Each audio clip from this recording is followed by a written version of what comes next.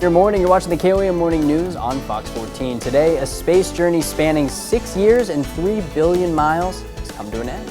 Now, we've got a great-looking week ahead of us, but we are going to be paying attention to patchy fog that could possibly freeze over. We'll have the latest from the Skywatch Weather Center. Could be a huge change for the future of moviegoing. Some of the biggest upcoming blockbusters will head straight to streaming. KOAM Morning News on Fox 14 starts right now.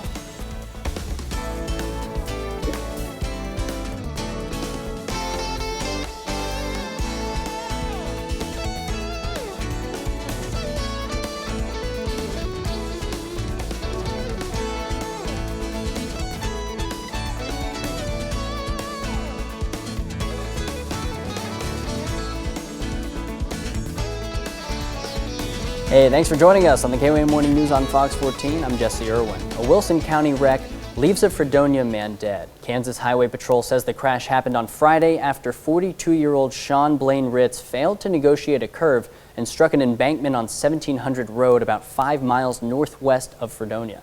Blaine Ritz was taken to the hospital, where he was pronounced dead. Well, more than 330,000 COVID-19 vaccines are expected to be coming to Missouri this month. The Missouri Department of Health and Senior Services says that would cover all long-term care facilities and residents and health care workers. The vaccines will require a second dose, which will arrive a few weeks later, either at the end of December or in early January. 105,000 of the initial allotment will be sent to rural hospitals like the ones in Joplin, and those will be Moderna vaccines. Some volunteers in Joplin are chasing away the chill in the air, spreading scarves, hats, and mittens across town. About 100 volunteers came out to Homewood Suites Saturday to pick up bags of warm knitted items to be placed around town for those in need. Due to the pandemic, those bags of items were quarantined for 2 weeks before being hung up with care. Now, 1,428 items were donated this year. It's the 6th year for Chase the Chill, but it wouldn't be possible without help from the community. Around 500 people donated items. Our locations that we every year want to make sure to hit is God Resort, Souls Harbor, Main Street. We'll go into Cunningham Park, Mercy Park, places like that to make sure that the group that is always out, the homeless, those kind of people, have a chance to get to something. The organizers are hoping to expand the event to nearby towns in the future.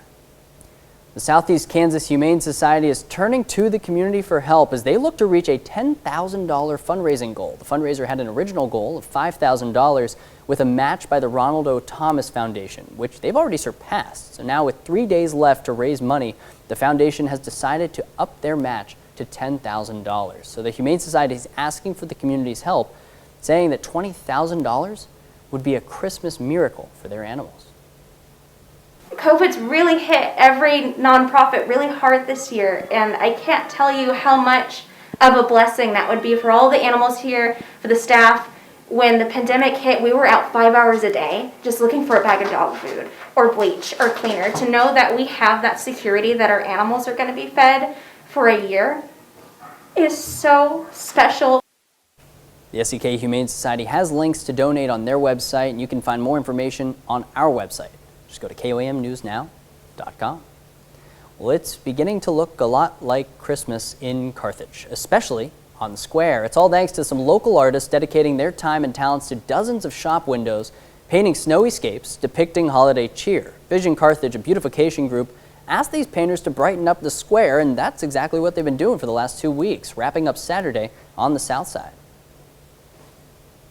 Abby Almendinger with Vision Carthage called me and said, hey, do you suppose you have some other artist friends who might be willing to Christmas up our square? And I said, I absolutely do.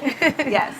So I called these lovely people and they got on board, and here we are. Everyone's invited to check out this artistic display, hopefully drawing more people downtown and encouraging them to shop local this Christmas and holiday season. The platform holding one of the most powerful telescopes in the world recently collapsed at the Arecibo Observatory in Puerto Rico. Oh boy, astronomers had used the telescope to make discoveries for 57 years, but it was recently decommissioned due to irreparable damage. Authorities were planning to start demolition soon, but fate, it seems, decided to start it early. Look at that, Michael. You know, and that's unfortunate given the timing of the fact that we're going to see some planets line up. Well, and actually the Arecibo telescope too, it was extremely important. It had kind of, you know, lived its life as far as usefulness. But yeah, that was it was something else. I think the biggest question there when I saw the Arecibo collapse, and granted it was slated for demolition. Mm-hmm. Where's your replacement? That's true. So I guess 57 years is a good amount of time for a telescope. Oh yeah, no, right? without a doubt. Like I said, it was going to come down either way. Yeah. That's not the point. But you're saying, are we looking to fund a new? Well, that's for you people that love space. You know me. I want to dive into the ocean. I want to find out why we know more about the moon than we do what's actually at the bottom of our planet. That still amazes me. and if I can't drop my mic, Jesse Conley, our camera operator, he'd be very mad if I did. All right, Jesse Irwin. One thing I do want to point out here is, and I don't want to be an alarmist when I say this, but I do see some patchy fog developing, and I walked outside, took a look at some elevated areas there, and we are seeing some slick surfaces. Need everybody to be very careful on bridges, overpasses, things of whatnot. Make sure you take your foot off the accelerator there as you go through that. Now, Skywatch Storm Tracker, very clean, and we're going to be clean and dry really for the next several days. Yeah, it is chilly outside, but no difference between the temperature and what it feels like, and that's thanks in part to the fact that we don't have a whole lot of wind. But look at that humidity. That's what's contributing to our fog, all the way at 92%. 30 right now in Miami, 28 in Lamar. Let's roll 25 in Pittsburgh and 29 in Monette. So everybody just a skosh below the freezing level. Bus stop forecast, really no concerns. It's going to be a clear start with just a little westerly breeze, and it'll be fine by the time they get home as the jet stream has pushed everything out to the mid-Atlantic. Get on the west side of the Mississippi, you're as dry and clear as can be. We'll make it up into the 50s by the time we get into the afternoon. A whole lot of sunshine, going to be absolutely delightful. And as a matter of fact, that average high of 49, we're going to cruise past that. In fact, we're going to throw some 60s here by the middle of the week. Next shot for rain, not until Friday into the weekend.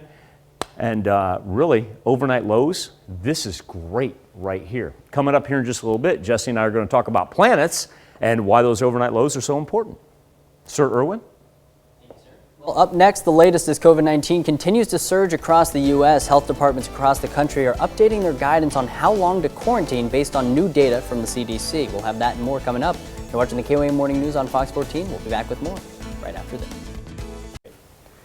A coronavirus vaccine with the name of a space triumph went into authorized use despite not finishing some trials in Russia. Moscow started distributing the Sputnik V coronavirus vaccine for people in high-risk groups at 70 medical facilities. President Vladimir Putin ordered large-scale vaccination by the end of next week, with medical workers, teachers, and others in education to be first in line. Health experts say advanced studies among tens of thousands are needed to ensure safety and effectiveness. A new government study finds the coronavirus arrived in the U.S. earlier than previously thought. The study reveals COVID-19 was in the U.S. as early as mid-December, even though the first case wasn't identified here until January. These CDC research findings were based on blood donations taken by the Red Cross in 9 states. Out of the more than 7,300 blood samples collected between December and January, about 100 had COVID-19 antibodies. As California hospitals fill up, most residents face strict new coronavirus rules that go into effect at midnight Sunday, went into effect last night, and they will last for at least 3 weeks. While the pandemic spreads nationwide, a former FDA commissioner says as bad as things are right now, they're going to get a lot worse. CBS News correspondent Nancy Chen reports from New York. Under the massive stay-at-home order in California, gathering with anyone besides household members will be forbidden, and countless businesses will be closed or reduced in capacity. The restrictions starting at midnight affect the Bay Area, including San Francisco, where officials decided to preemptively impose their own shutdown, Central California and Southern California, including Los Angeles and San Diego. On Sunday, President Trump tweeted that his personal attorney, Rudy Giuliani, has tested positive for COVID-19. Former FDA Commissioner Scott Gottlieb warns the nationwide surge in cases and deaths may not peak until January. I think by the end of the year, we'll be at probably about 300,000 deaths. And by the end of January, we could be pushing 400,000 deaths. Pfizer's vaccine is set to be reviewed for emergency use on Thursday, and Moderna's the following week. By the second quarter of next year, we'll have enough vaccine for every American that wants it. On Friday, President-elect Joe Biden expressed concern about the Trump administration's vaccine strategy. But there is no detailed plan, that we've seen anyway, as to how you get the vaccine out of a container into an injection syringe into somebody's arm. Health and Human Services Secretary Alex Azar fired back on Sunday. With all respect, that's just nonsense. We have comprehensive plans from the CDC, working with 64 public health jurisdictions across the country. Operation Warp Speed Chief Advisor Dr. Monsef Slaoui says he's confident the vaccines are safe. There are no serious adverse events associated with these vaccines to the best of our understanding and assessment into the trial period. Slaoui says there hasn't been enough time yet to study how long the vaccine works. Nancy Chen, CBS News, New York. Confirmed coronavirus cases in the U.S. have now surpassed 14.5 million, with more than 282,000 deaths, according to Johns Hopkins University.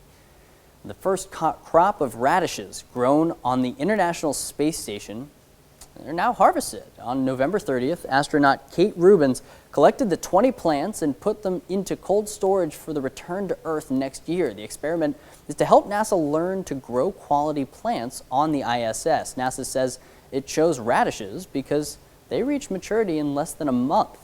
You know, I just watched Away on I think it was on Netflix. It was a show about this this group that go to Mars. They're sent to Mars, and of course, you have to have a botanist in order to truly be able to explore this stuff. I completely understand it makes total sense that they would do that. I didn't know that about radishes, that they were that quick of a turnaround. I had no idea until you said that. Yeah. I'm not a radish fan, no offense to those of you that are. I had no idea. Was Away good? Huh? Was it good? Yeah. I have it on my list. It's really good. It ends. It's a limited series. Don't spoiler alert us. You know that it's a limited series. They call it a limited series. Are you saying that they did? I apologize. But I didn't say what happened. I know you were about to. What happens at the end of Citizen Kane? Can you tell me that? Blessed Irwin. Rosebud. By the way, De Niro dies in the end. Oh. We got some patchy fog. For those of you that don't get the Ronin joke, it's okay. We got some patchy fog here. What I do want to point out is we've got frost on the ground because our temperatures are so low. Need to be very careful when you get to those bridges and elevated surfaces. Take your foot off the brake. Now, it's really not hampering visibility. Just want you to know there are going to be some slick spots as our temperatures are below freezing right now. 28 from the Freeman Health System Sky Camera in Joplin, 30 in Miami, 25 in Pittsburgh, only 28 right now in Carthage. A little limited cloud cover up to the northeast, but no precipitation. We stay on the dry side as we are approaching sunrise. Not officially there yet. It'll be at 7:19. Clear start, cold start for the kiddos, but it'll be fine by the time you pick them up as the jet stream forces all the precipitation to the mid-Atlantic, and on the backside of it, we are clear and sunny as can be. Now, as we drop into the night, it'll be clear and calm, but our temperatures back down around freezing. Here's what Jesse and I were talking about. With these nights, though, look at this. Our nightly lows incrementally warming up. It's going to be a great time to get out and see Mars, Jupiter, Saturn, because our skies are going to be so clear for the next few days. And also, too, you're not going to have to put up with freezing temperatures, say in between 8 and 10 o'clock if you'd like to get out and take a look with the kiddos. We'll be back with more KOAM Morning News on Fox 14 right after this. KOAM News Now Facebook page and our morning Insta poll. It's as simple as this: real or fake Christmas tree? And we'll begin our comments. And the reason we're asking the question is we were talking about the real Christmas tree industry actually taking a hit with the pandemic. We'll start with Heather Wilson. Heather says, we do a fake tree. Don't have time to mess with the real tree because we stay very busy. And watering it and the upkeep of a real tree. Plus, I would hate for me or my kids to constantly step on the needles of a real tree. It's still a beautiful looking tree there, Heather. I love that. Julie Black, I'm going to come back to Julie's in a second. Now this is Julie's other Christmas tree. Love the white lights, and I love the Santa over there. That's wonderful. Look at the pillow, Jesse. The Merry Christmas pillow. That's cool. Joan Stevens, a pickle tree. Look at that. I've never seen one of those. No, Joan, I love it. I think it's great. With the Heinz down here. I want to come back to this with Julie Blackburn because, and I'll tell you why. My grandma, my late grandmother, had that same one right there. And Julie sent that picture in, and I just instantly smiled. And it reminded me of Christmases at her house. So Julie, thank you very much for that. Our morning Insta poll, this is I'm really surprised about this. 71% say artificial Christmas tree. Go to komnewsnow.com/vote. Jesse? Michael. Well, health departments across the country are updating their guidance on how long to quarantine based on new data from the CDC. KOAM's Kate Kelly spoke with her sister's family about why they're eager to be given the all clear sooner rather than later. This is my nephew's room, and he's spending a lot of extra time here after testing positive for COVID-19. He got tested after his foster siblings were exposed. So far, he's asymptomatic. My mom keeps taking my temperature, and I've yet to have a fever. Kobe couldn't believe he had COVID. He says he's still feeling just fine, but that's what worries him about the coronavirus, how it can spread undetected. The health department advised him to stay in his room and away from everyone else as much as possible since he's the only one in the household who tested positive. Yeah, it is a little different. It's a little weird having to wear a mask leaving your room. It's a little different feeling. But it's not too hard with like technology and everything. I just FaceTime my mom, ask her to give me a drink or something. My sister is working from home, monitoring Kobe and trying to keep her 3 foster kids, ages 6, 3, and 2, all entertained. Fortunately for her, the health department says she and the kids only need to quarantine for a total of 10 days rather than 14. A 10-day quarantine mitigates most of the risk. It's not all of the risk. There's still a tiny percentage of folks that can get that, come down symptomatic from day 11 to 14, but 10 days gets the vast majority of the people. So that's the new quarantine timeline, 10 days from last exposure. There's also another nuanced option of potentially coming out of quarantine on day 7. But to come off of quarantine on day 7, you have to have a negative test result. The reduced quarantine time might just save my sister's sanity. She's ready to go back. The kids are wreaking havoc. They're all over the place. Kobe says it's important for everyone to take this pandemic seriously. He worries about getting his mom and foster siblings sick, and he's also getting tired of living in his room. It's awful. I do not recommend this. I recommend everyone wear a mask. Everyone stay 6 feet apart. In Joplin, Kate Kelly, KOAM News. Hang in there, Kobe. Well, there has been no change to isolation procedures for those who test positive for COVID. If you're showing symptoms, you're required to isolate for 10 days. If you are asymptomatic, like Kobe, you're required to isolate for 10 days after the testing date. If symptoms like a fever persist, so does your isolation time. Stay safe, and we'll be back with more right after this. Some volunteers in Joplin are chasing away the chill in the air, spreading scarves, hats, and mittens for those in search of some warmth. KOAM's Caitlin Shive tells us more about who those cozy items are for. For the past 6 years at the beginning of December, scarves, gloves, and winter hats begin to appear, hanging on trees, statues, and more all across town. Our goal is to just bring warmth to those who need it. We have no stipulations, no requirements, no restrictions. There's no criteria. We just want to love on the community and bring the community together for a good cause. The annual Chase the Chill Joplin event draws dozens of volunteers picking up a bag of donated winter items to be placed around town for those in need. Our locations that we every year want to make sure to hit is God Resort, Souls Harbor, Main Street. We'll go into Cunningham Park, Mercy Park, places like that to make sure that the group that is always out, the homeless, those kind of people, have a chance to get to something. 1,428 items were donated for the cause. So everything basically stayed in quarantine for about 2 weeks in a bag or a tote by itself, kind of out of the way. Anything that needed washed or taken care of as far as people's homes with pets or things like that, we had to take precautions there, make sure they were clean and sanitary. After that, they were bagged again, opened up and gone through and make sure that they were actually going to keep somebody warm, you know, not for design purposes only or too frilly. And then they were put together, hat, scarf, and glove were put together beforehand. Some of the volunteers this year included the Church of Jesus Christ of Latter-day Saints youth group. Our youth are just amazing, and they're willing to go and give up their Saturday and to be able to serve, and I think that it's such a great way to kick off this Christmas season. The youth group consisted of around 50 kids and teens, hoping to spread a little warmth and love to the community. It's really inspiring to me. You know, you think of youth as maybe being a little bit more self-centered, but as you see that these kids, they're incredible. They really, truly want to serve. In Joplin, Caitlin Shive, KOAM News. Chase the Chill organizers are hoping to expand the event in the future to nearby towns. It is time to honor today's four-state hero. Rex Ogle is an ME-3 in the United States Navy. He served in Korea from 1953 to 1954, where he earned the National Defense Service Medal, Korean Service Medal, and United Nations Service Medal. A native of Fredonia, Kansas, we salute you, Travis Ogle, our four-state hero.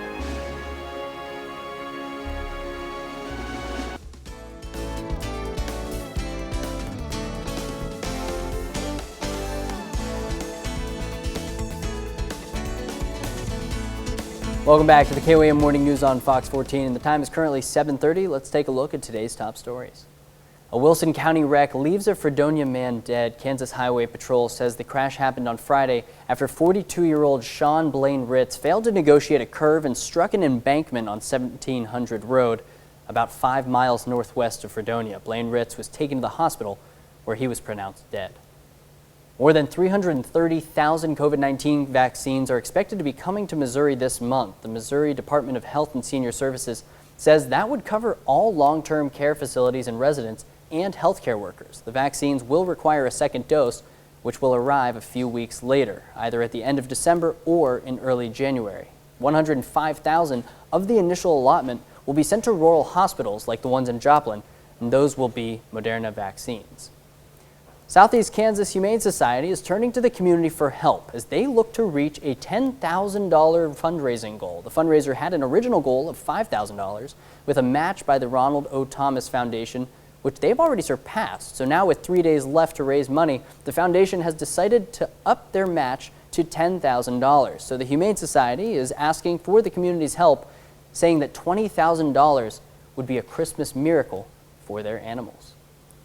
Streets in the Lebanese capital of Beirut turned white as the icy mixture fell to the ground. Some areas did experience flooding during the winter storm. According to the country's meteorologist, Beirut last saw hail in 1968. Look at that. In the village of Fanar, drivers were caught off guard by the wintry mix. Cars could be seen slowly driving through the weather. Reports of flooding and traffic delays were reported. Michael, as if Beirut hasn't had a hard time enough this year. I mean, my goodness, look at that. So I'm going to harken back to just here in the four states, because I've been here long enough, you've been here long enough.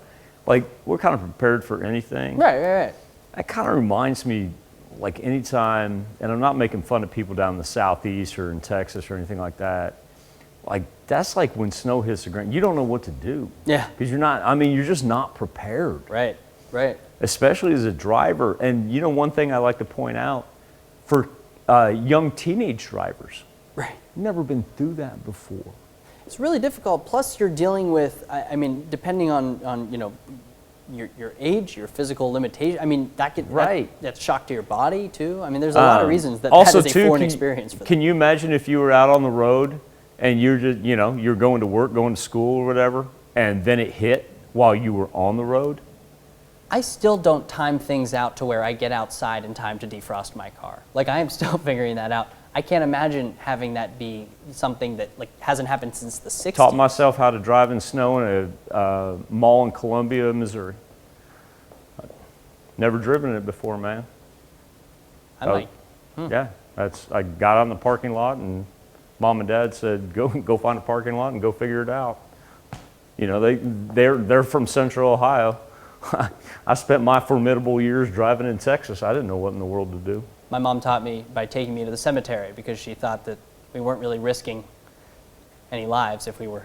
Live look outside of Television City as I save you. I'm saving you. She said it to me. We got in the car. Right.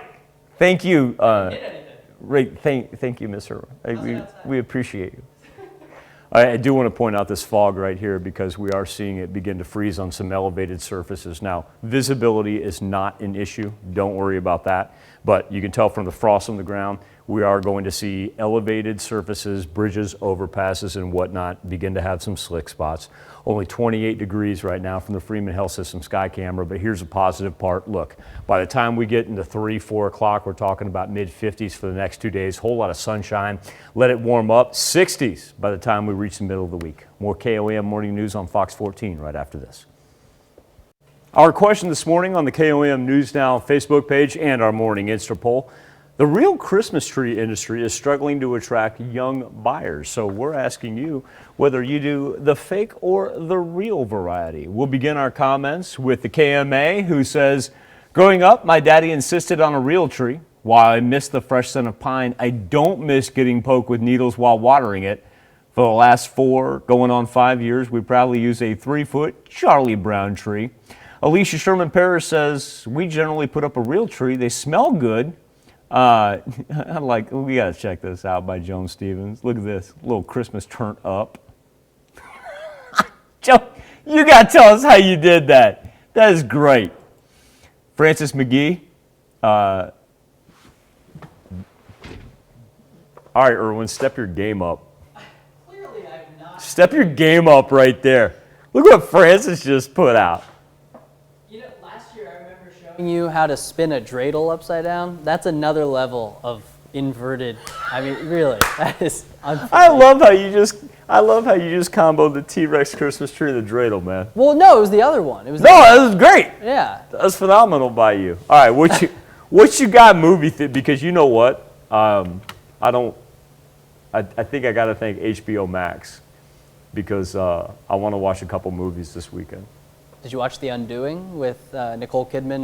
No, I got Wonder Woman and I got Cyberpunk. Wonder Woman, Cyberpunk, Hugh Grant, Nicole Kidman.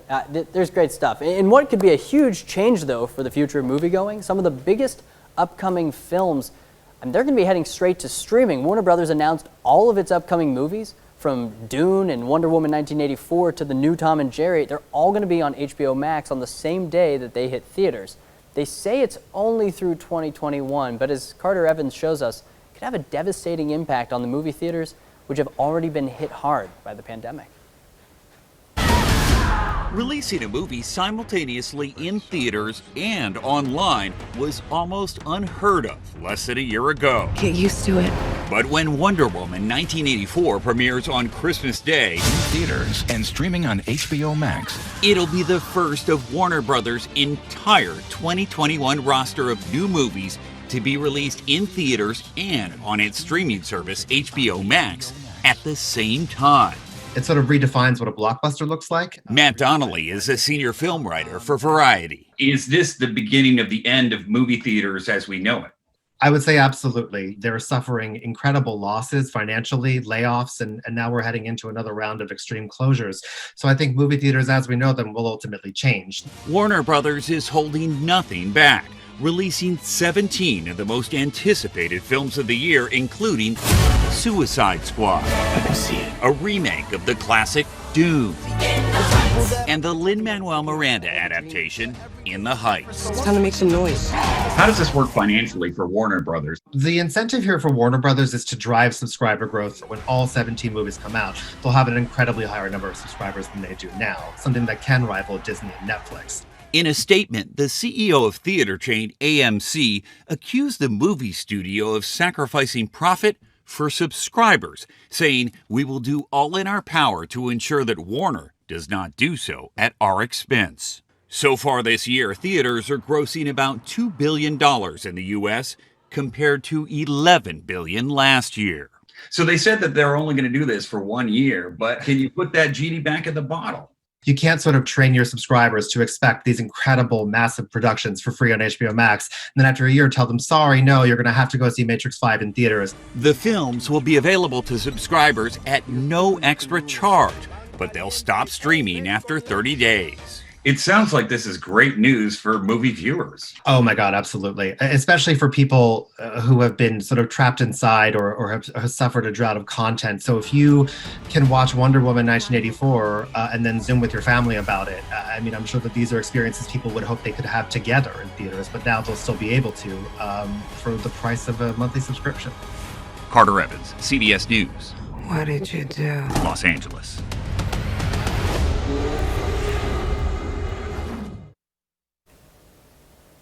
I mean, I don't know where you're going to see it, but that movie looks fantastic. We'll be back with more after this. Coronavirus cases continue to increase, and that continues to have a negative effect on the job market. Diane King Hall has the latest employment numbers.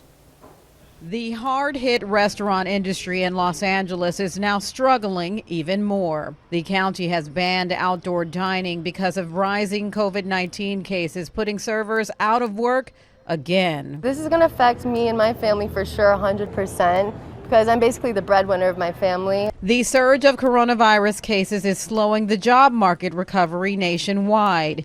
U.S. employers added just 245,000 jobs in November, a big drop from the 610,000 in October. Still, the unemployment rate fell from 6.9 to 6.7%. In any normal time, a 245,000 month would be a good one. But CBS News business analyst Jill Schlesinger says the economy has only regained about half of the 22 million jobs lost when the pandemic hit. It just takes a lot more than 6, 7, 8 months of job creation to make that up. More than 10 million Americans, including Diane Crispin, are unemployed, and many like her could see their benefits expire. She stopped working as a Lyft driver in the spring because of a pre-existing condition. She receives assistance under the Pandemic Unemployment Assistance Program, which gives money to certain workers, but it's set to expire December 26th. Her only option is to start driving again. I'm not sure I'm willing to risk my life as this is spiking. Congress is working on a new stimulus package that would include expanded unemployment assistance, but it's not clear when or if Republicans and Democrats will reach an agreement.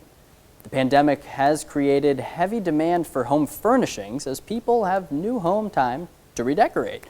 I am so guilty of this. I have an obsession with tables, and you can ask Jen about it. This has led to a new trend where people are now buying homes fully furnished. Interior Marketing Group in New York City, a property marketing and luxury design firm, says that it sold 60 pre-furnished homes in New York so far this year. Many second homes sold also being done pre-furnished. IMG says one benefit is there's less virus risk to moving in and out of apartments in dense urban areas. In celebration of Mazda's 100th anniversary, the company is giving 50 local heroes a brand new Mazda MX-5 Miata. The company wanted to honor teachers, frontline workers, business owners, and others who have selflessly helped their communities. One of the lucky winners was a Mississippi teacher named Triana Davis. With many of her students struggling to afford extra costs of online learning, Davis printed out homework packets for all of her students. She even hand-delivered the homework and later made them all gift bags to celebrate their 5th grade graduation. I mean, that teacher deserves more than a Miata. 2 Miatas. We'll be back with more after this. The Falcon 9 rocket lifted off from Cape Canaveral Sunday morning. It's carrying a newer, bigger version of SpaceX's Dragon supply ship, along with some very important cargo. It's carrying Christmas treats and presents for the 4 astronauts on board the ISS. Their version of Christmas presents might be a little different than yours. The 6,400-pound shipment, that is a big present, includes new tech and lab samples astronauts will use in their work. Merry Christmas, astronauts. The space journey spanning 6 years and 3 billion miles has come to an end. Back in 2014, Japan launched a spacecraft, and over the weekend, it returned to Earth with a special gift, pieces of a faraway asteroid. Ashley Stromer explains why those samples could give insight into the origins of life on our planet. Japanese space capsule makes a fiery return to Earth. Early Sunday morning, Japan's space agency completed a 6-year-long mission to collect samples from an asteroid 180 million miles away. People in the Australian outback watched as the capsule plummeted back to Earth, sending a blaze of light across the dark sky. After about 2 hours of searching through the desert, officials found the capsule and will bring it back to Japan this week for research. This is a mission that could not have been realized without the cooperation of Australia. International cooperation is essential for space development. Inside the capsule is the world's first ever sample from beneath the surface of an asteroid. It's just a small speck of dust, but it has a big potential to provide new information about our solar system and how life on this planet started. It's not always good when space rocks fall to Earth, but fortunately, this was very controlled. In fact, it was an amazing technological achievement. And this sample coming back in a little metal capsule, a sort of a human-made flying saucer, if you will. It's a huge milestone for Japan and one that could put the country at the forefront of space exploration.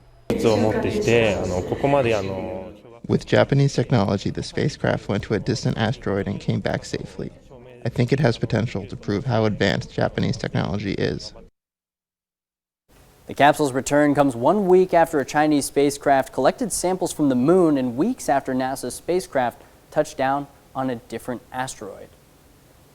That's really cool, man. I'm just looking forward to this alignment thing with the planets. Right, the old conjunction conjunction, junction, what's your function? Nice call by you. Yeah, I didn't know you were old enough to remember that. What are you talking about? Yeah. But remember, we've got Venus every morning. I'm in my 50s. Yeah. We've got Mars, best point between 8 and 9 p.m. Okay. And then as you progress through the month, leading up to December 21st, we've got Jupiter and Saturn getting closer and closer together. Really start that on about the 16th. But I tell you what, I'm going to post that Facebook picture that Emmett Sullivan sent us. Yeah. With the moon surrounding. I mean, wasn't that something? And you confirm this, or did Emmett confirm that the luminosity is only of Jupiter? It doesn't come. No. Yeah. It's brighter. It's brighter. Jupiter is brighter. Right. No, it's in front of it. Independently, you're able to see them both. Got it. I was just saying that, yeah, that's the brighter one. And that's thanks in part to, and it's called timeanddate.com. I'm dead serious. They have a great website that I use and abuse to find out what planets are where. I'm going to go check it out. What's it look like outside? Yeah. Well, actually, I want to start with the national map, Jesse, and show you how everything is pushed up to the mid-Atlantic right here and just dominates really everything on the East Coast. But look at what's out to the west. There is nary a raindrop. And so we've got a big high-pressure system that's now moved over the Rockies, going to give us delightful weather really for the rest of the week. Do want to point out some low-lying fog right here. It's not going to hamper visibility, but what it will do, because of our temperatures, it will mean that we're going to have some freezing patches on overpasses and bridges. Need everybody to be very careful. Only 28 degrees right now from the Freeman Health System sky camera, 25 in Pittsburgh, 27 in Parsons, and 30 in Monette. Now, normally, this time of year, we'd reach about 49 degrees. We'll do that by noon. As a matter of fact, when we get into the afternoon, we're talking about mid-50s for the next 2 days. Let the warming trend continue. We'll see 60s on Wednesday and Thursday. Going to get some rain. Actually, it'll be needed by that point in time with a dry week on Friday into Saturday. We'll be back and wrap up this edition of the KOAM Morning News on Fox 14 right after this. Is what's happening today. Millions of Californians wake up today to sweeping stay-at-home orders aimed at curbing the latest surge in coronavirus cases. The restrictions affect large parts of central and southern California, including Los Angeles and San Diego. Gathering with anyone besides household members will be forbidden, and countless businesses will be closed or reduced in capacity. On Sunday, President Trump tweeted that the former New York City Mayor Rudy Giuliani has tested positive for COVID-19. And today is Pearl Harbor Remembrance Day, marking the 79th anniversary of the December 7th, 1941 surprise attack on Hawaii. The theme of this year's commemoration focuses on the Marines and soldiers who defended Oahu and the civilians caught in the crossfire. The Pearl Harbor attack, which President Franklin D. Roosevelt called a day which will live in infamy, plunged the U.S. into World War II. Let's check in with Michael for a final look at the web. It's a marvelous podcast that came out of Radiolab that talks about a group of college students who were down there for a football game who would eventually end up being part of the military. And some of them actually chose to stay. and would never come back to the continental 48 because they felt it their duty as Americans to take care of those who served their country before them and take care of the state of Hawaii. 7-day forecast, temperatures up into the mid-50s for today and tomorrow, rising up into the 60s for Wednesday and Thursday. Don't have to really worry about rain until we get to Friday. Jesse. A middle school shop teacher from New Jersey is getting a new car as a way to honor him for helping make thousands of masks. 26-year-old Jason Eredish he knows how to work with his hands since he teaches woodworking, manufacturing, and robotics. So when PPE was in short supply, he felt he could help. He set up 15 3D printers in his living room, started printing masks around the clock. He also taught others how to do it. They produced more than 12,000 masks for nursing homes and frontline workers. That is incredible stuff and absolutely deserving of a car and so much more. So thank you for that, and thank you so much for letting us put the good in your morning. Texting Doug a happy birthday right there. You did? Yeah. Happy birthday, Doug. I figured you'd probably up. Hey, tell you what, Scott Farkas was a bully. Die Hard's a Christmas movie. We'll do this all again tomorrow. Christmas is about home. We'll see it. Brighten the holiday by helping start a project.